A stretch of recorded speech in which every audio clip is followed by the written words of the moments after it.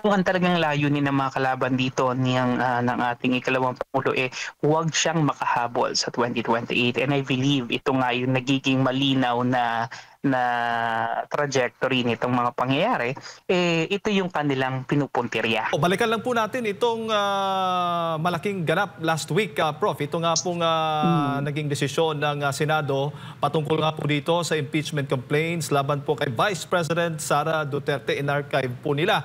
At speaking of Yeah. politika, karamihan po sa mga senador ay sinasabi na part sa politika itong ginagawa nga laban kay Vice Presidente. Meron nga isang senador nagsasabi na kung ayaw po nilang maging presidente ang Vice Presidente sa 2028, abay talunin nila nga pagdating sa eleksyon ng 2028. Ano ho bang masasabi po niyo dito, Prof? Well, definitely, no, kasi lagi ritong ginagamit is the accountability card, no, the transparency card. Pero the point here is very clear. Ang mahirap kasi rito is ang tinitignan lamang nila itong Vice President, no, and I really wonder if the Vice President did not or will not have intentions to run for the presidency come 2028. I am really wondering if the same clamor for her, lalong-lalo na ng mga pinklawan, mga dilawan at ng mga nasa administration ngayon, ano. I wonder if the same clamor will be that strong, ano. So it's very clear, no, it's very clear that it's really purely political, nothing more, nothing less, ano. Yes, tama na malaman natin yung katotohanan, accountability for accountability's sake, but the thing is we also need to respect institutions, particularly the Supreme Court, which decided already on this case.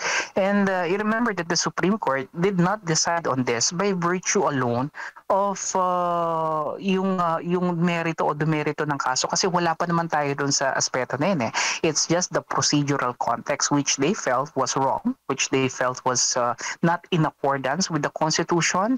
And so in-exercise ng Korte Suprema rito yung kanilang kapangyarihan. This is what we call the power of judicial review, and they found out that there were glaring misgivings or shortcomings dito sa pagpa-file ng impeachment. So ano bang gagawin ng ating Korte Suprema kundi itama ito, no? Kasi mahirap, Jaden Mark, kung magpapatuloy itong impeachment na to, tapos ang unang-unang ibabala ng defense ni VP Sara will be procedural miscalculations or wrongdoings, di lalabas na walang ginawa yung Korte Suprema para atalin o tignan yung validity and to verify the right path na tinahak nitong impeachment complaint na to, no? So I think tama yung naging decision din na i-archive na to. Hindi naman sinasabi na wag na mag-file ng impeachment. They may very well do so. But for this impeachment complaint, no, for this articles of impeachment that was filed last February 5, it's imperative siguro na galangin na rin natin yung sinasabi ng Korte Suprema. Hindi ito, yun nga, lagi nilang binabanggit yung taong bayan. Ano? Lagi naggamit yung taong bayan. Pero is it really true that it's the taong bayan who really wants this impeachment to go through, when in fact I certainly will assume na mas marami sa ating mga kababayan ang mas gusto na ang pagtuunan ng pansin ng pamahalaan yung mga aspeto na makakapagpaayos sa kanilang kanya-kanyang buhay, at hindi itong masyadong politically motivated na impeachment complaint na to, na ang dami-dami ng mga panahon at effort ang nawawala sa atin because of this. Opo. Impeachment trial lang ho ba para po sa inyo ang remedyo para po malaman at ng taong bayan na sinasabi nila kung papaano po ginastos ng Vice Presidente ang kanyang confidential fund, which is ito nga pinakapunot dulo ng impeachment na nais po ng mga nagko-complain, nagre-reklamo laban sa Vice Presidente? Definitely hindi lamang po ito yung paraan ano, marami po tayong, mekanismo para talaga makita 'to 'no. Unang-una na po diyan siyempre nandiyan yung Commission on Audit na siya naman talagang nagbigay na rin ng pahayag at nagsabi na wala naman talagang paglabag na ginawa rito yung Office of the Vice President. Pero yun nga siyempre hindi 'to kayang tanggapin ng mga detractors niya, so they're doing the impeachment. You know, the thing kasi with an impeachment, and this is really for the knowledge of everyone, lalo na ng ating mga tagapakinig is ang impeachment kasi is nagbibigay pagkakataon sa isang impeachable official, in this case the Vice President being part of the executive is an impeachable officer, na uh, magkaroon ng paglilitis sa kanya.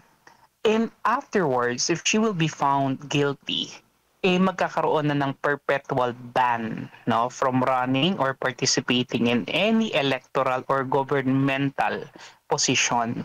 Okay, whether elected, appointed, career, or whatever, no. So hindi na siya po pwedeng maging parte ng gobyerno. Yun yung pinakaparusa. Wala itong may maaari magkaroon ng mga criminal liabilities, pero it will be filed later on after she is impeached or he is impeached, no. Pero kung ang talagang layunin ng mga kalaban dito ng ating ikalawang Pangulo, huwag siyang makahabol sa 2028. And I believe ito nga yung nagiging malinaw na trajectory nitong mga pangyayari, ito yung kanilang pinupuntirya. Kasi Opo. may ibang kaparaanan para lamang kung gusto lamang talaga nating malaman ng katotohanan, there are other ways, no?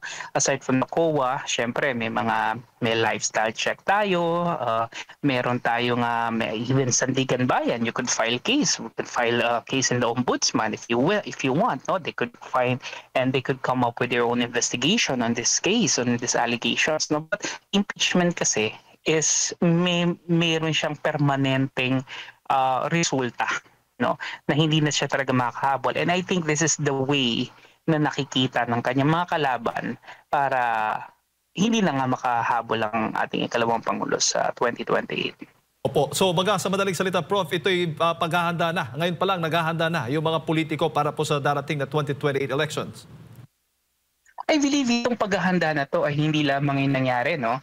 I would say na ito ay nagsimula pa noong 2023, noong naging hindi na maganda yung pakikitungo ng Pangulo, ng Speaker kay VP Sara, no? So I think it all started there, no? At nakita nga natin the chain of events that followed 2024, 2025 na naging kritiko na nga ng gobyerno natin si VP Sara hanggang sa nagkaroon na nga ng impeachment, hanggang sa nagkaroon ng pag-aresto sa ating dating Pangulo. Lahat ito are orchestrated maneuverings ng kasalukuyang administration at saka nung mga sabihin na nating anti-Duterte factions, particularly itong mga miyembro ng ilang makakaliwang grupo, no, na syempre ayaw sa mga Duterte, lahat ito, no, are all geared towards dismantling, the ability of the Dutertes, particularly VP Sara, to mount a good campaign in 2028.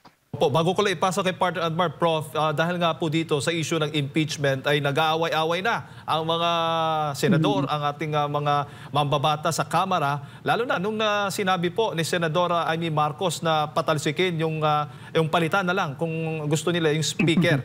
At ito na ay naging dahilan kung bakit nagalit yung kabilang kapo.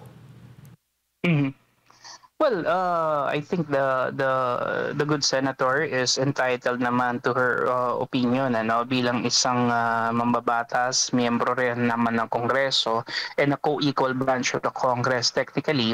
Ito naman siguro ay hindi dapat tinitignan at masyadong minamasama at pinipersonal nung kabila, no.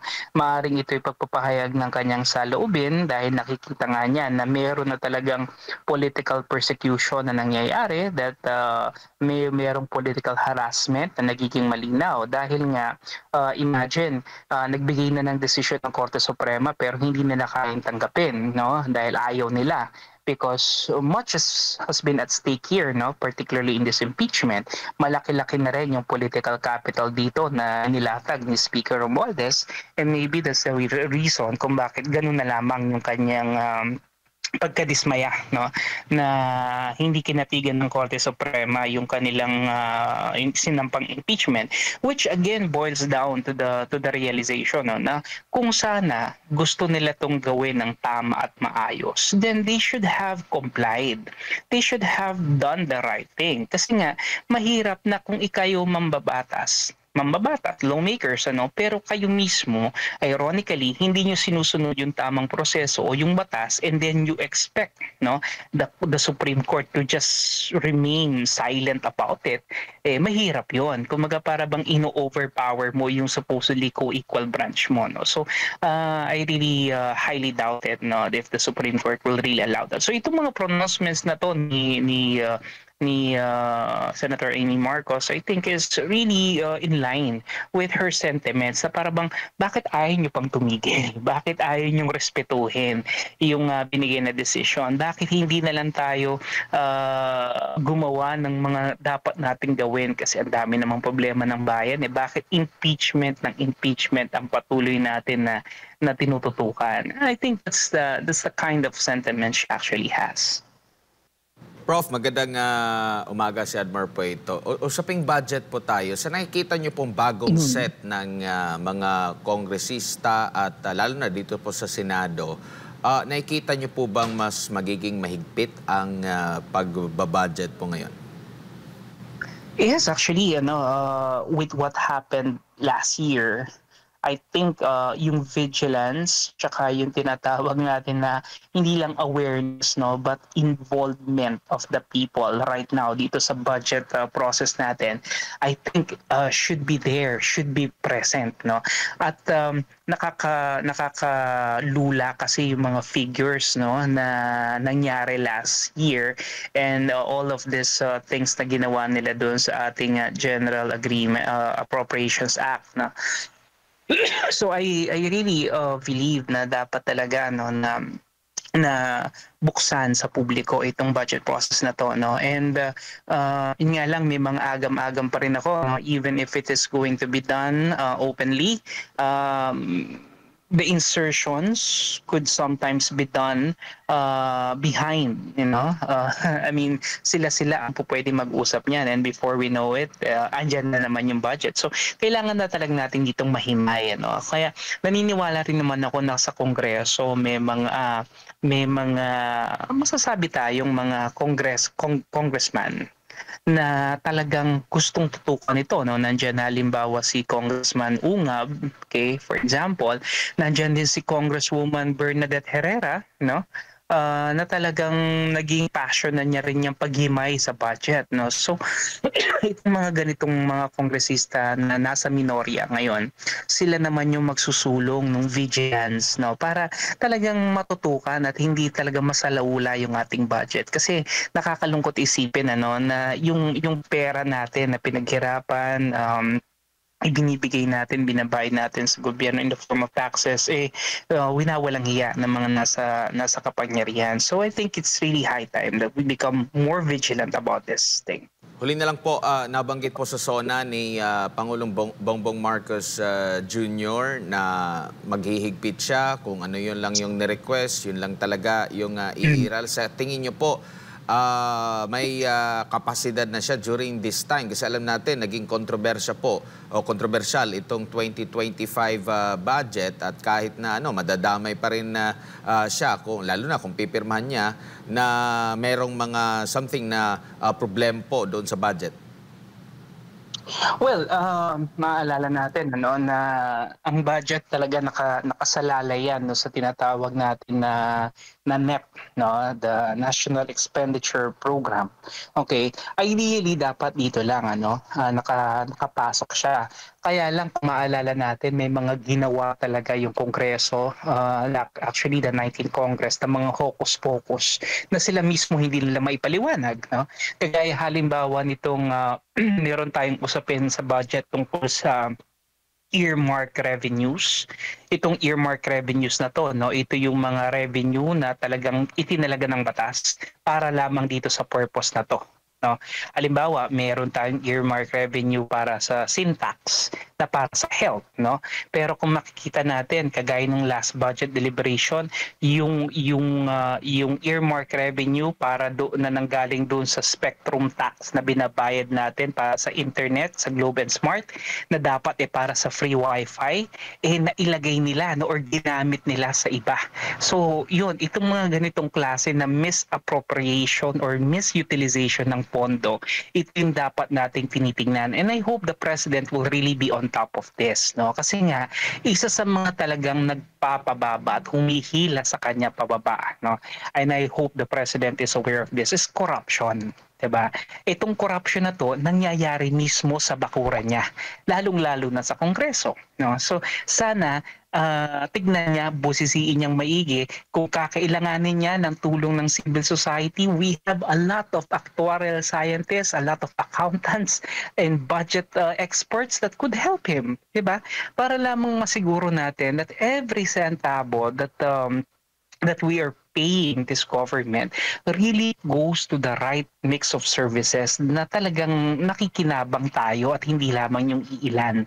So I hope also na dahil nga tapos na naman yung election ng 2025, maaaring ito yung naging dahilan kasi kung bakit talaga na-realign ng matindihan yung pondo para dun sa election, wala naman tayong election ngayon. I hope the Speaker and the President will take it to themselves na wag nang galawin, wag nang masyadong imaniobra yung ating budget. Kasi kawawa naman yung mga mahihirap nating kababayan na ito na lang yung inaasahan nila mga serbisyo kapalit ng kanilang ibinibigay ng mga buwis sa gobyerno tapos hindi pa nila mapakinabangan. While napakaraming mga kongresista, mga noong opisyalis natin, they're living very, very comfortable lives, which is nakakalungkot para sa atin, para sa bansa. Alright, Prof. Maraming salamat po sa inyong pong pagbibigay ng inyong impormasyon ngayong umaga. Sa ulitin po, mabuhay po kayo, Prof. At ingat po. God bless. Maraming salamat po at mabuhay po kayo. God bless po.